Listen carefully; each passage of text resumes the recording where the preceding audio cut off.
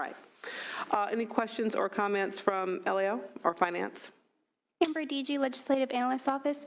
We agree with the staff recommendation to reject the proposed TBL. We find the proposed language is not necessary to implement the Medi-Cal budget and that the proposed changes to CCS would be better handled through the policy process. Thank you. Finance? Excellent. Public comment, please.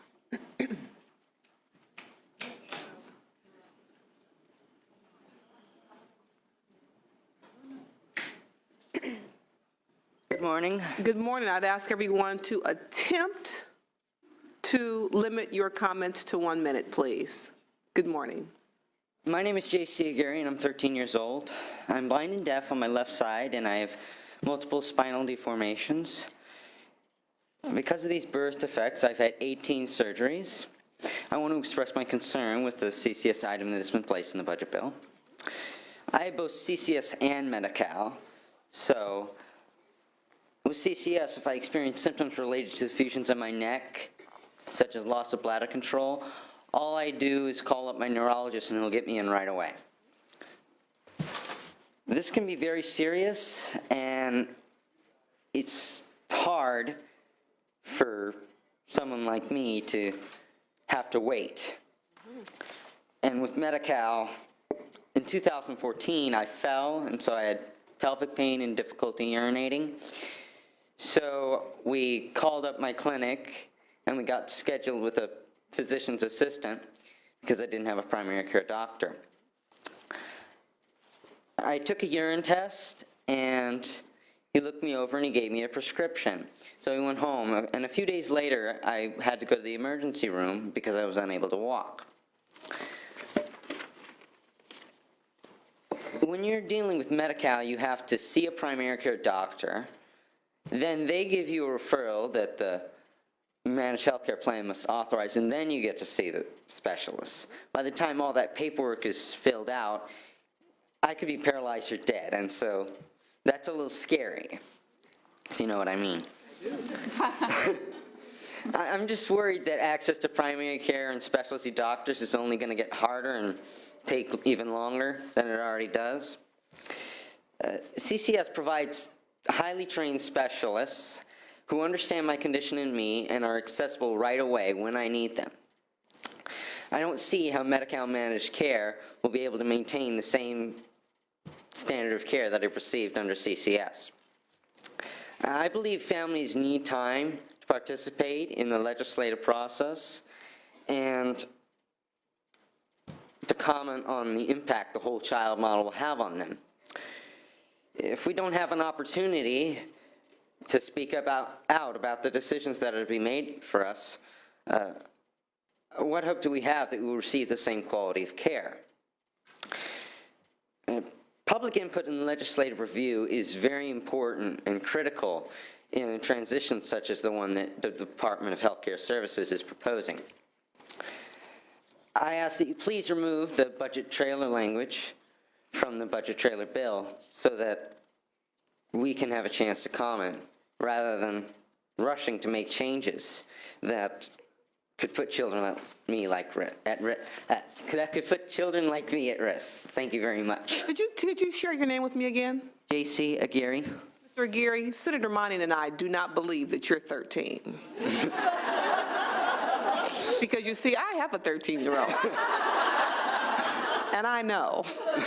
Thank you very much for sharing your personal story. We appreciate it. Thank you. I appreciate it. And I would challenge those standing behind Mr. Aguirre in line, some of you who I recognize, can simply say, me too, because I don't know that it could be better articulated.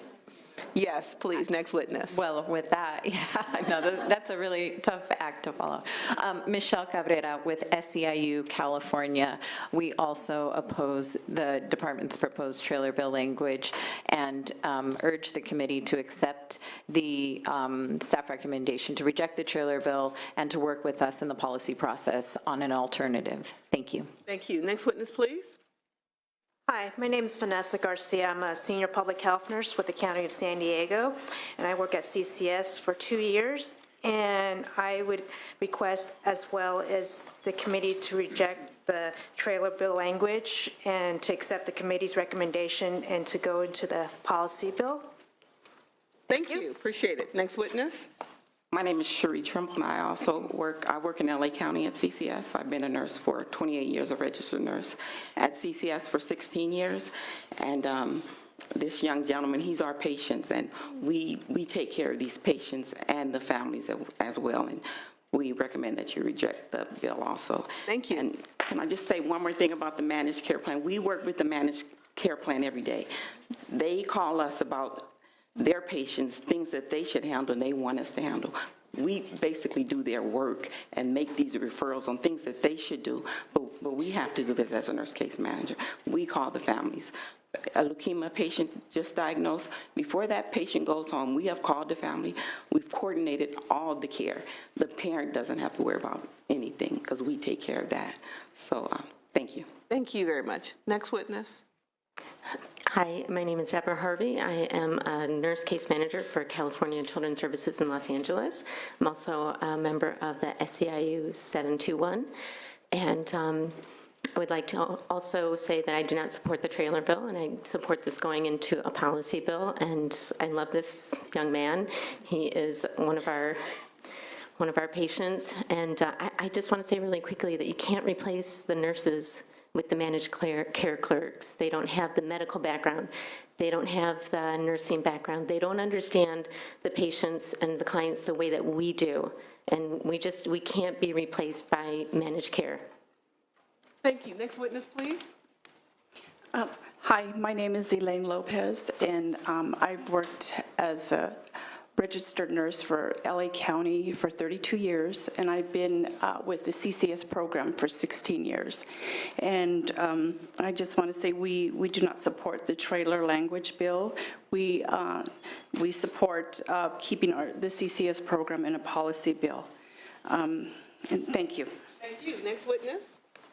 Linda Way with Western Center on Law and Poverty. We support the staff recommendation to reject the TBL. Thank you. Next witness? Madam Chair and members, Trent Smith representing various county organized health systems. We actually are in support of the whole child concept put forth by the administration and agree with many of the comments by Director Kent. The COs believe that they can provide enhanced coordination with many of these vulnerable kids.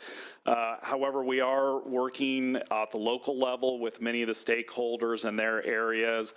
We've had some discussions here on the state level about meeting some of the concerns by the stakeholders. The COs do recognize the valuable services that you've heard about from the nurses and the county staff, the connections that they have with the families right now, and are looking for a way to continue that relationship, recognizing it's important when you do have that relationship and that connection. So whether it be in the trailer bill or in a policy bill, the county organized health systems will look forward to working with the legislature and the stakeholders on coming up with a model that works for all the stakeholders. Thank you. Excellent. Thank you. Next witness? Madam Chair and members, Terry Calgar-Hill on behalf of Children's Hospital Oakland and the Hemophilia Council of California. We, too, support the subcommittee's recommendations to reject the trailer bill language, and we think that because these are such vulnerable children with complex medical conditions that we should be more thoughtful and address the issues in a policy bill, and we are supporting the provisions in SB 586 as a starting point for discussions with the department. So we'll look forward to working with you on that as well. Thank you. Next witness? Madam Chair and members, Tim Shannon representing the Children's Specialty Care Coalition, which is a group of 2,000 pediatric subspecialists who treat the CCS kids in the state. We also agree with your staff recommendation and the legislative analyst recommendation to reject the trailer bill language. Look forward to working with the department and the legislature on a policy bill. Thank you. Next witness? Kelly Hardy with Children Now, and I want to echo Mr. Shannon's remarks. Thank you. Next witness? Mira Morton here on behalf of the California Children's Hospital Association. Also would like to echo Mr. Shannon's remarks. We're here in support of the recommendation to reject the trailer bill. Thank you. Thanks. Madam Chair and Senator Monty, Jolena Voris on behalf of the urban counties of California. We have a concerns position on the trailer bill. We have three primary issues that we wanted to raise to the committee, and that is it doesn't identify the 4 counties that are going to be using the second round, so it's really hard for us to analyze or get feedback from those counties when we don't know who they are. Secondly, we'll say there's some potential fiscal impact to the counties if this proposal were to move forward. We need to have more specifics on what the formula would be, what the analysis would be by the department to understand and to plan for that budget change if it were to go forward. And third, we want to ensure that there's no changes that have unintended consequences on these kids, on our county personnel who do a great job. So we would just urge caution on any major change in this area. Thank you. Thank you. Next witness. Lydia Bourne, representing American Academy of Pediatrics, 5,000 pediatricians as well as specialists across the county, across the state. We are the providers of many of the services that these children have access to, and so we also are against the trailer bill language and support the results of the, support the comments of the consultant. Thank you. Thank you. Good morning, Madam Chair and members. Elizabeth Espinosa here today on behalf of the County Health Executives of California. I want to thank the administration for the work that they've done thus far in visiting the California Children's Services Program. If I may just make 2 points, CHIAC does have concerns about the proposal, particularly as it relates to those remaining populations, which would include undocumented individuals between the ages of 19 and 21, children with an income that exceeds the Medi-Cal threshold but would qualify because of the CCS condition, and foster children who are not enrolled in a managed care plan. Further guidance and detail really is instrumental in making sure that if this were to happen, there would be a successful transition. CHIAC certainly understands that counties would continue to have a role in this program, but the systems and relationships, as you've heard this morning, are complex, as are the conditions that CCS, the types of medical conditions that are addressed with the CCS program. We look forward to continuing these conversations, and we want to make sure that a robust and responsive system remains. Thank you. Thank you. Next witness. Angela Blanchard on behalf of the March of Dimes here in support of the staff recommendation, and we look forward to working with Director Kent and her team as the dialogue continues around 586. Thank you. Barbara Glazer with the California Hospital Association, also here in support of the staff recommendation to work on this issue in a policy bill. Thank you.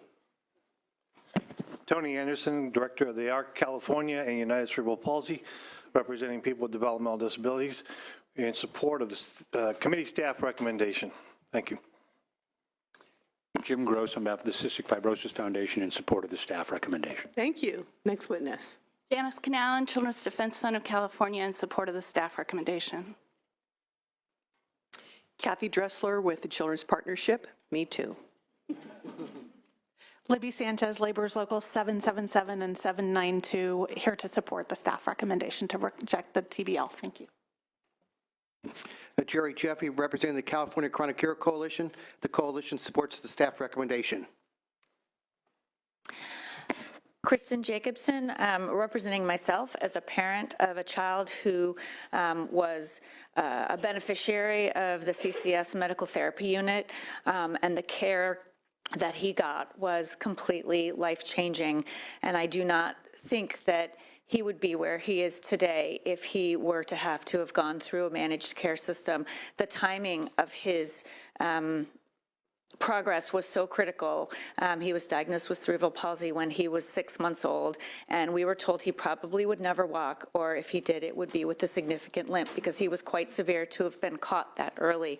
And immediately we were referred to CCS medical therapy unit, and the experts there and his physical therapist, he was, in an IQ test, if a 70 is behind, he was a 54 on his motor skills.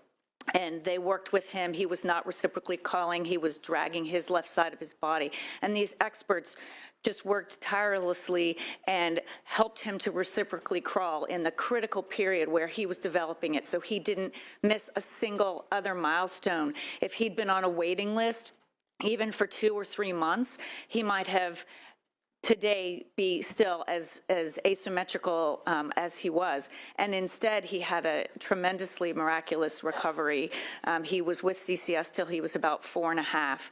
He runs, he jumps, he plays. He has the fastest mile time in his 5th grade school. And that life-changing therapy cannot you need the expertise that is there. So I support the staff recommendation to reject the, or to move it to policy, and I would recommend rejecting the trailer. Thank you. Appreciate that. Beth Capel on behalf of Health Access California, and also my daughter Catherine, who at the age of 25 has aged out of CCS. To echo the comments of other parents about the importance of the CCS program, she always had other coverage. She got good health care from that other coverage, but the piece that CCS adds for one of these kids is essential. And if my family was going to reform this program, we would eliminate the age ceiling, because we miss it every year. We don't get the CCS clinic where they explain to us who's going to fix the wheelchair, who's going to do this and that, and refer us to the various sources of coverage benefits, which myself and my ex-husband could never figure out who covered what. And if we can't figure it out, I defy any parent to figure it out. I agree. And I can't believe she's 25. That means I've known you that long. Ooh. Thank you all for your testimony. I would just add, Director, that I think from my perspective, this isn't an indefinite punt. As we often sometimes say, let's deal with that in policy, hoping that the issue will go away. CCS was carved out many years ago for a very valid reason. It's clear it's a complex program servicing complex needs and issues for a finite group of California's children. And so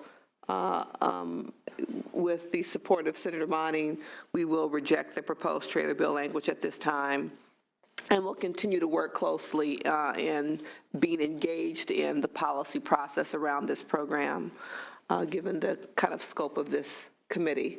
And so I'll entertain that motion to move to reject. Please call the roll. Monning? Aye. Mitchell? Aye. Thank you very much. Thank you very much. Moving on to issue 2.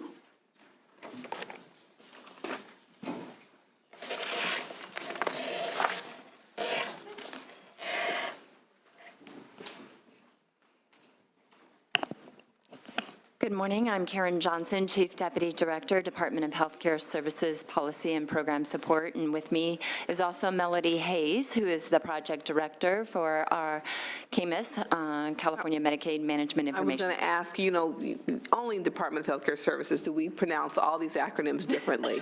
So this is CAMIS. This is CAMIS. Got it. Thank you.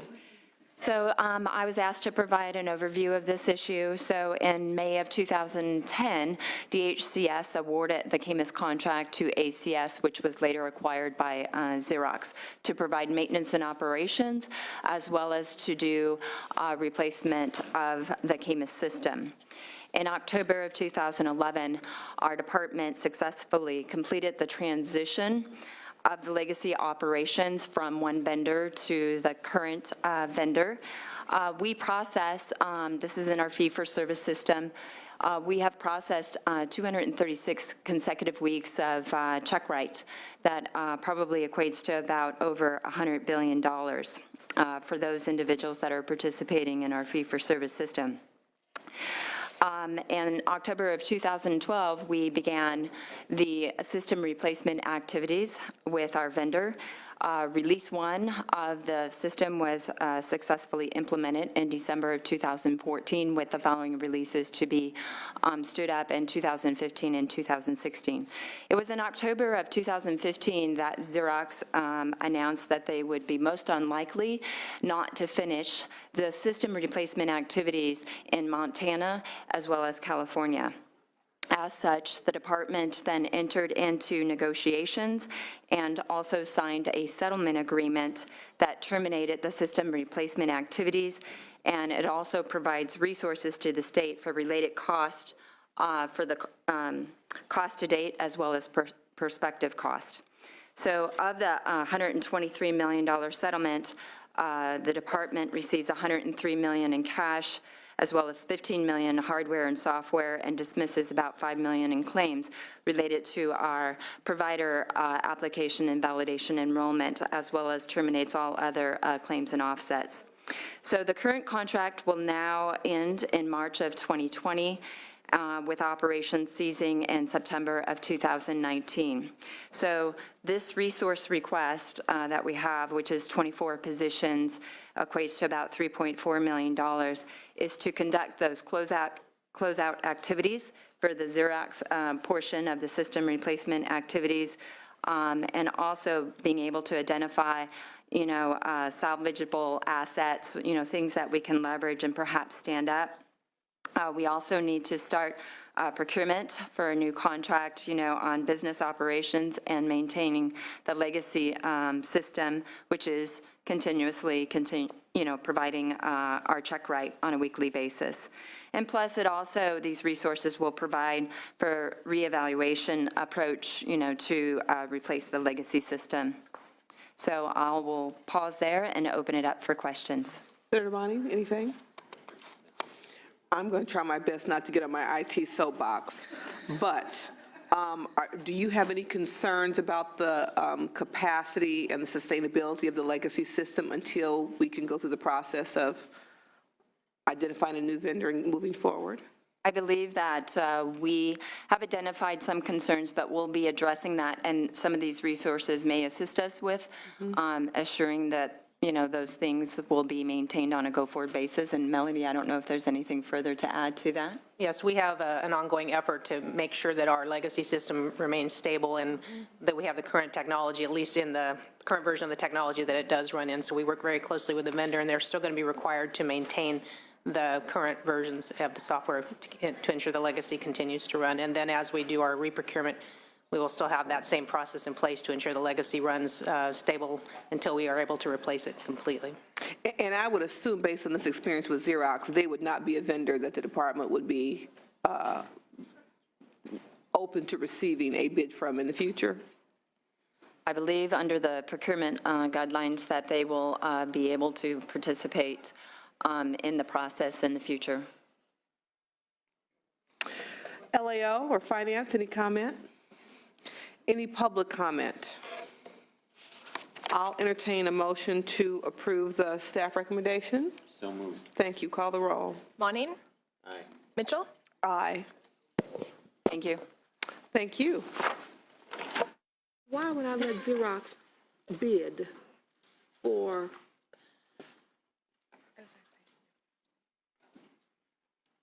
I was rendered speechless. I had nothing more to say. That's why I said I don't even have the energy today. That is ridiculous. Thank you. Moving on to Issue 3, Medi-Cal Coordinated Care Initiative, CCI. Hello, Mary Cantwell from the Department of Healthcare Services. Pleasure to see you this morning. And you've got me for all the rest of the item. All right. You got your water, you're ready.